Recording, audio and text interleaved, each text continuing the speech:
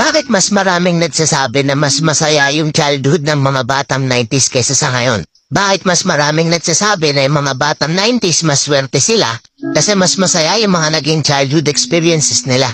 Simple lang. Mga batang 90s pakinggan nyo to. Lapit ka konti. Nung panahon natin hindi pa uso cellphone. Hindi pa uso yung puro Mobile Legends. Lalaro ka sa cellphone, manonood sa cellphone. Lahat ng laro natin nung bata tayo puro physical. Naaalala mo pa ba yung lalabas ka sa hapon para lang makipaglaro sa mga kaibigan mo? Yung tipong nababatrip ka na kasi nabuburot ka na sa laro. Pero tuloy ka pa rin kasi masaya ka makipaglaro sa kanila. Yung tipong lalabas ka ng alas 3 ng hapon hanggang alas 6 hindi ka na pwede magpagabi kasi mapapalo ka. Pero yung maiksing oras na yun para makapaglaro ka, pakiramdam mo ang haba-haba na. Naaalala mo pa ba? Pagdali mo sa eskwela, madaling-madali ka kasi may papanoorin ka pa. Oo, kasi yung mga palabas sa TV noon, puro pambata pa.